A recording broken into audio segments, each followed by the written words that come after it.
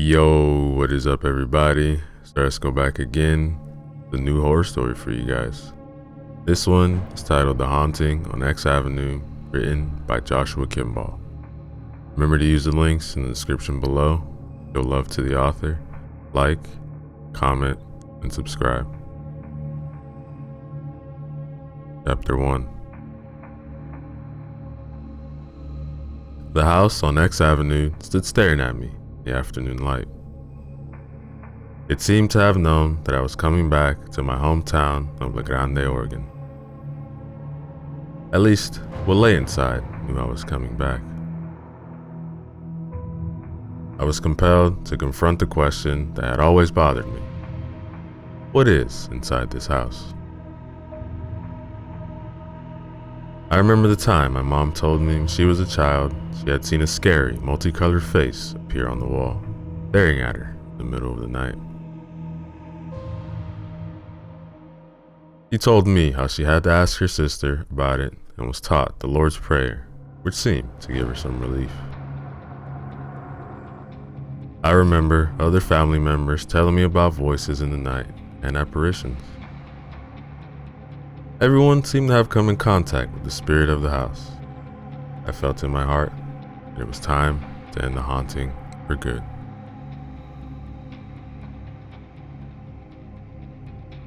A 1980 F-150 pickup pulled up to the curb next to me. An old-timer in his 60s climbed out. He wore a white t-shirt, tattered overalls, white sneakers.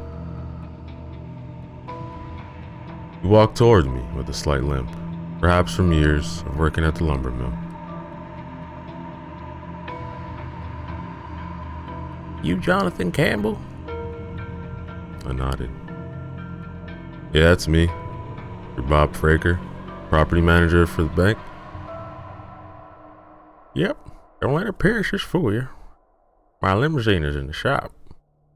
The term property manager is used loosely. I prefer the title caretaker, since I can't make any manager's salary after my retirement. I just make sure the grass is cut, face off any squatters. May I take a look inside? Sure, but I can't imagine why you'd want to. You were a little vague on the phone. Yeah, the house was in my family for a few generations. I thought I'd take a trip down memory lane. Bob just handed me the key with a sour look. Well, you have to go in by yourself.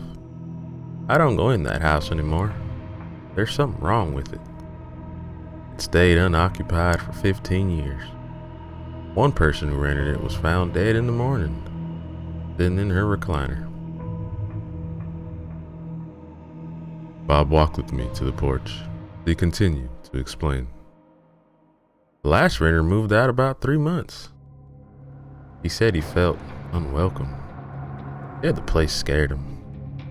So, the bank took it over after the last owners couldn't afford the taxes on it. Police stopped responding to calls from the neighbors, kept reporting they were seeing moving shadows inside the house at night. May I go in? Bob gave me a silent nod, and he stepped aside, acquiescing to what he clearly thought was my foolish choice.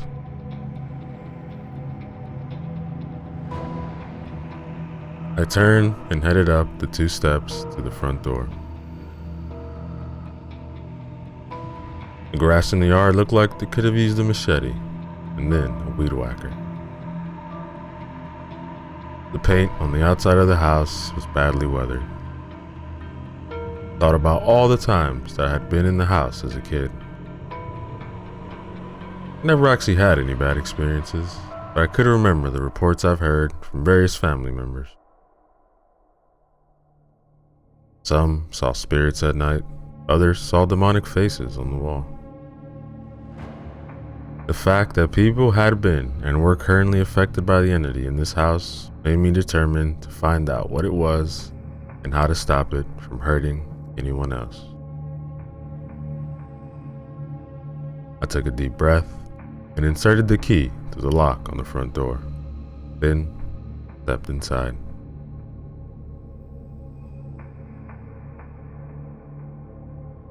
The strong smell of mildew caused me to step back, covering my nose and mouth. I proceeded slowly in, still covering my face, and saw cobwebs everywhere, on the walls, ceiling, and over the furniture that had been left behind.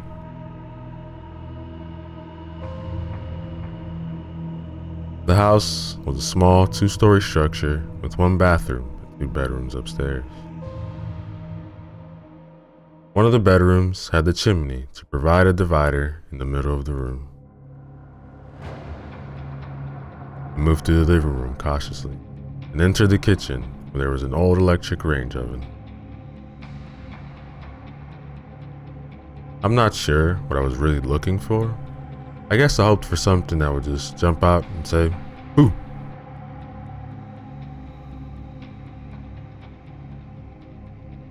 I entered the bathroom, and like the rest of the house, everything was dusty and covered in cobwebs. I walked to the mirror to see if something spooky would be in the reflection, like in the horror movies. But I saw nothing. I know enough to avoid provoking things to happen, because it is basically an invitation. You walk by a dog's yard, the dog will bark at you while you pass by. But if you stop and roar at it, the dog will come out of his yard, bite you, and chase you away.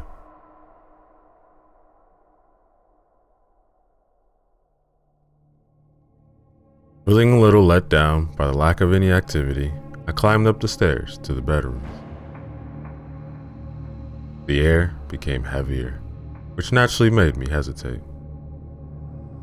I said a little prayer under my breath for protection. My Christian friends would approve. My New Age friends would say, use a light shield.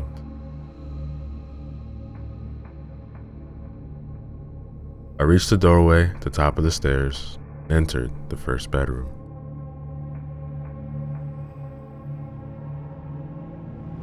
As I stepped in through the door, it felt like I was entering cold water, very unwelcome. In my peripheral vision, I saw movement as I turned to face it. Nothing. The house was well lit due to the light coming through the windows, and I could see quite well. Despite the brightness, I turned on the flashlight I had brought with me. I was doing my best to ignore the gnawing fear in my belly. This was the room that always had the most activity. I pressed forward, fighting the intense desire to run. My legs felt as if they had been filled with lead, and I was treading through waist-high whale water. Just then, my hip buzzed, startling me for a second, and the generic ringtone of my phone went off.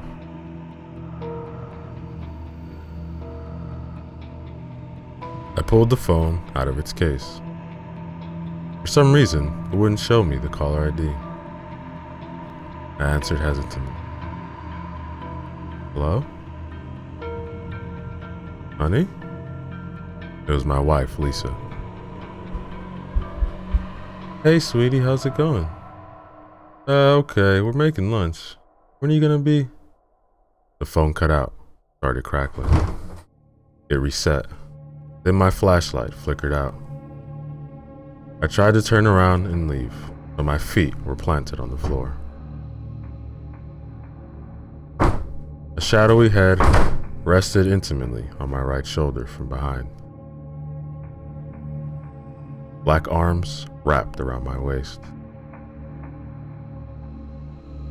A sensation of cold pressed into my back. I would have screamed if I had a voice, or even breath, but the air was sucked out of my lungs.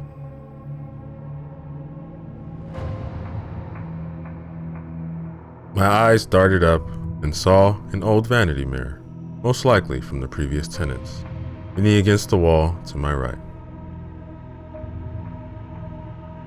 I could see myself with the shadowy form wrapped around me. As I focused on where my face should be, it began to visually solidify view. If it had a slightly longer nose than should be normal for a human, its eyes were cruel and also full of hunger.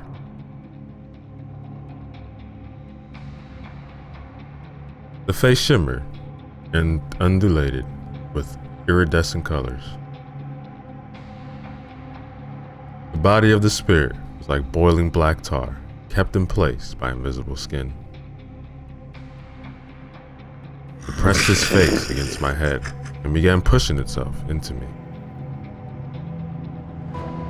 In that moment, I thought about a video that I had watched from a New Age speaker who claimed that we focus on through faith is what we manifest due to our own deity inside us. And I came to the realization that to a certain extent, it was all a load of crap. I had a demon trying to jump to my body. The faith part is very true. My logic immediately recognizes that I hadn't invited the thing. Therefore, it couldn't have me. I became angry, and I visualized the death of the Holy Spirit in my mind as I invited it to illuminate the room. I heard a scream of rage and terror, and I suddenly wasn't sure it was me or the ghoul that held me in place.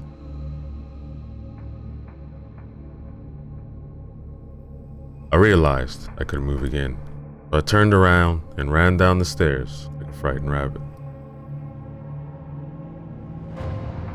Outside, Bob Fraker had his tailgate down, and he was sitting on it, reading the newspaper. He saw the terrified look on my face as I ran out of the door, and he stared at his feet. Whoa, what happened to you? Kick a bear in the balls? What the hell was all that noise? Let's just say you were right about avoiding to go into that house. Bob patted me on the shoulder and said, "Look, man, why don't you just go home and shake this off? Let me buy you a cup of coffee in the morning at Denny's. We could talk this out." "Yeah, sure. I'll see you in the morning, man." That, ladies and gentlemen, is the end of Chapter 1.